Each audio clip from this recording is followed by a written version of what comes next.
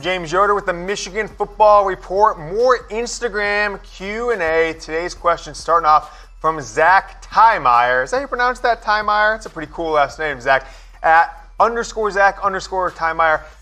The third underscore too? Pretty cool. A lot of underscores there, Zach. Why won't they give McCaffrey a shot in a game that isn't a blowout when Shea plays bad? And I was gonna go a rant and rave about the backup quarterback always being the most popular guy in the room, but it's got me thinking a little bit.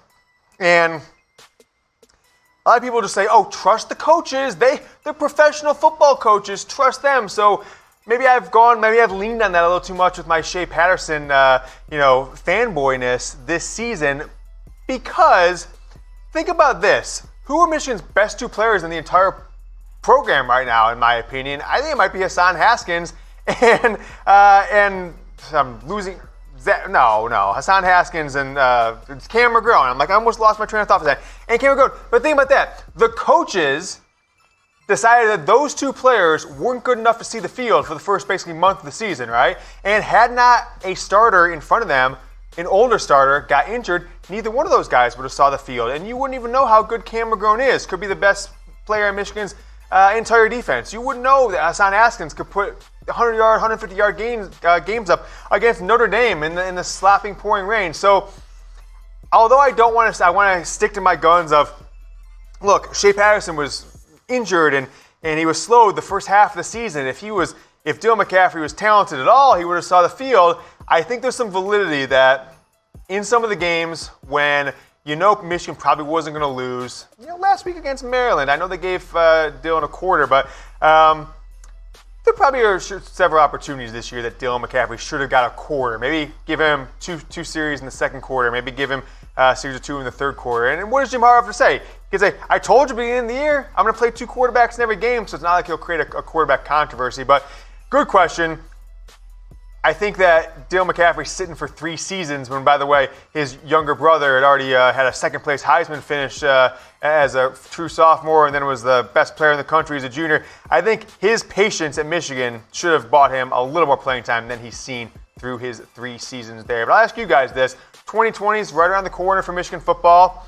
You don't have, at this point, a 2020 recruit coming in, so you have 3 quarterbacks on the roster. I think everyone is going to assume that these are the 2 guys, Dylan McCaffrey, Joe Milton. Type DM, type JM. Who will be the starting quarterback in 2020 for Jim Harbaugh's Michigan Wolverines team? I think it'll be one of the more intriguing offseason quarterback battles we've seen in a long time for this program. Guys, get going with BetDSI. Put some cash on NFL, some pretty intriguing lines and betting opportunities for Monday Night Football, college football this week. Check out that Michigan next week, Michigan State line next week. I'm saying put all your cash on the Wolverines. Do it with BetDSI, 120% deposit bonus. Chatsports.com/bet. We'll drop you on the page. Just sign up and deposit. Make sure to check that promo code GOBLUE for the 120% deposit bonus. Next question. Tyler Reynolds at Tyler.Reynolds56. Does Gattis retain his job for the 2020 season? Before I answer that question, I actually want to talk about the job prospects of someone else in and around the Michigan football program. I got this tweet sent to me. I printed it out, so I've got the data here, right here, folks. Sam Webb might be on the hot seat because Shannon Terry, who I'm sure is a lovely gal, who is the founder of 24/7 Sports, put out the boastful tweet the other day of how good 24/7 Sports has done under their new owner, CBS Sports. Put out the top 10 sites, their year-over-year revenue growth. The Ohio State site up 56%, UNC 55%, Alabama 31%, Georgia 53%. Everyone's 30% growth, every single one except for Michigan's 24/7 Sports, run by Sam Webster, down 8%. I don't know about you guys. If the business is looking like this and 9 of the 10 are crushing it and one guy is a bum, I think you know what's going to happen. So, Sam, you better get your head out of your ass because you know why you're down 8%. And it's really not down 8%. It's like down 50% if you compare it to the entire rest of their network because you guys came to face the Michigan football media. James Yoder in the Michigan Football Report. So sorry for taking your business, Sam, but the people seemingly have spoken. Let's take a look, though, at Josh Gattis for next year. It hasn't been clean.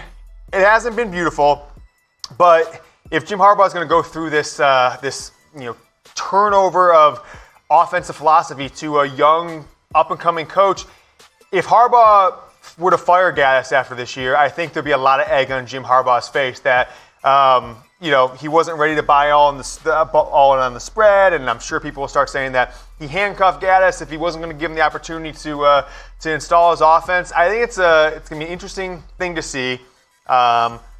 I'm probably more interested to see if Gattis were to return. I'm sure he'll have other job opportunities too, although he is under contract in Michigan. Whether or not the entire staff on the offensive side of the ball is going to be safe. Ed Warner probably be back. We're reputed as one of the better offensive line coaches in the country. You've got 4 guys with very limited spread offense experience on that offensive coaching staff outside of Ed Warner, who was a coordinator at Kansas, Notre Dame, and Ohio State, running some version of the spread, obviously all in on the spread under Urban Meyer at Ohio State. So does he retain his job? I'm going to say yes at this point, but 3 big games to end the season against your biggest 2 rivals. How those games play out, I think will go a long way to decide what Michigan's coaching staff looks like in 2020 for Jim Harbaugh, should he return as Michigan's head coach, which I'm pretty, certain that he will. Let's ask this question, though. Pretty interesting one to think about. Who is your favorite Michigan offensive coordinator ever? Ever in the history of the program, or as long as you've been following the program? And I don't think it's anybody recently.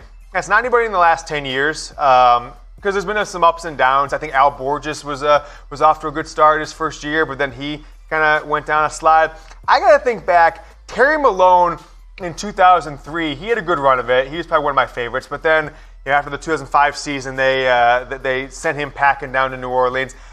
Mike DeBoer, who gets a lot of hate from people for what his offenses look like, they're the most efficient offenses. The OC, the 97 national title team, the OC of the 11-2 Tom Brady 99 team that beat Alabama in the Orange Bowl, and the OC of the number 1 Ohio State Michigan team in 2006. So 3 of the 4 or 5 best seasons in the last 20 years, Mike DeBoer was your offensive coordinator on there. So I'm gonna go.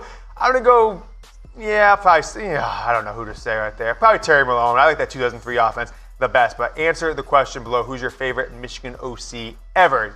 ZT Jones coming back with a great question here. Great name at Who Zach TJ. Is it TJ ZT? A lot of different initials there, isn't there? It's kind of interesting. Do you think Christian Turner's time is done at Michigan after this season?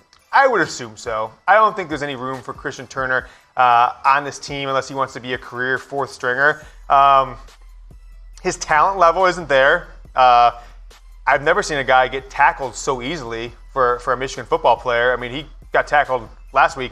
I swear no one touched him. Maybe a guy got his shoelace. But these are not stats. Under 4 yards per carry, 1 touchdown on 44 carries for the year. These aren't stats that are going to get you any snaps going into the future. Michigan's got a couple running backs in the 2020 class.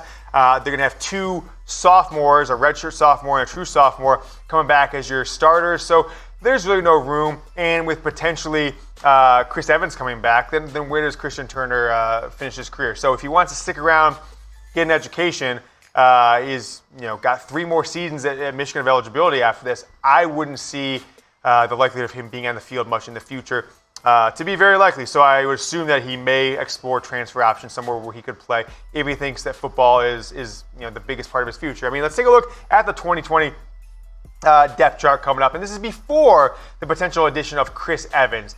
Hassan Haskins, Zach Charbonnet, you can call one the starter, one the backup. I think it's pretty clear they're both getting the same amount of snaps and carries for Michigan. And then Blake Corum. I don't believe that there'd be any circumstance in the world where he would be sitting on the bench and Christian Turner were getting snaps next year. Not even to mention, there's a few other guys in the roster that I could see playing over Christian Turner going forward. So, to answer your question, I would not be surprised if Christian Turner entered the transfer portal after the 2019 season. Next question up coming from Sam Sellers. How does our wide receivers not getting good stats impact the quality of recruitment in the future?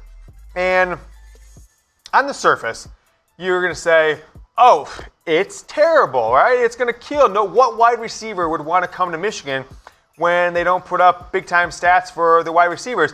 But couldn't you said the same thing when Donovan Peoples-Jones, Nico Collins, and Tariq Black committed 3 years ago? I mean, it's not like Michigan was tearing up the NCAA with their passing numbers in the 2015 and the 2016 season by any means. So what we've noticed with Jim Harbaugh, and if you look at the top 10 in the polls, top 15 in the polls, right next to the top 15 in the rankings, it really just matters how good the team's done to how good of recruits they're going to get across the board.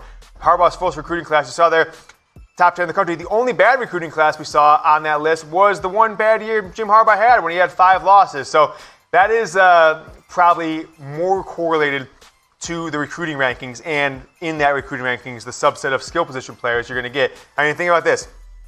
You haven't seen a very solid passing game this year from Michigan, yet you had a fairly highly rated quarterback committed for the 2020 class, and you've got one of the best quarterbacks committed for the 2021 class. And certainly he's seen this offense, but he also sees that Michigan probably will have a really good chance of competing for a championship of some level, more than other options I was considering at the time.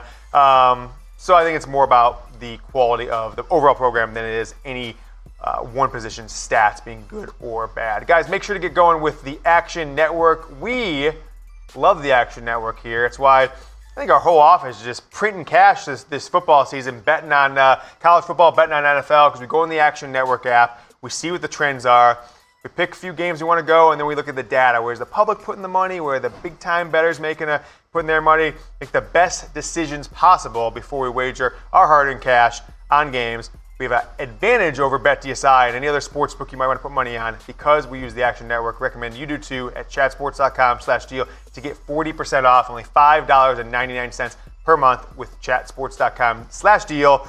As I guess your URL to go do there. No promo code, just a website, so it's fine. All right, next question coming up from Tyler Smith. T-Bone! How about that, T-Bone? Name that show. Seinfeld, nice, T-Bone. Who is the biggest recruit Jim Harbaugh has missed out on?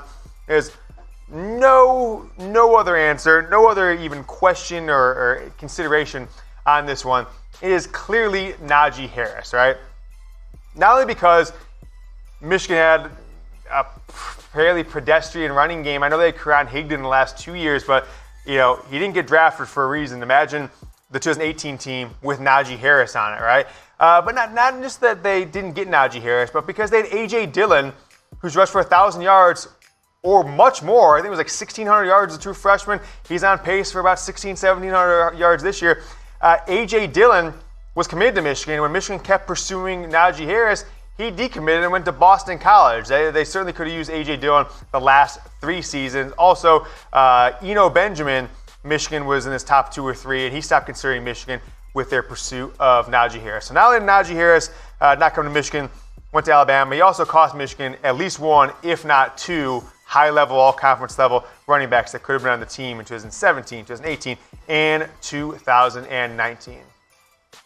Thanks so much for watching this show and not watching anything Sam Webb does. The data has spoken, folks. Before you leave, though, make sure to hit the subscribe button. Keep the channel growing. We're trying to be up 40%, not down 8% like that bum Webb. And while you're waiting for our next show, here's the last 2 episodes we've got, Rumors and our last mailbag. Go Blue.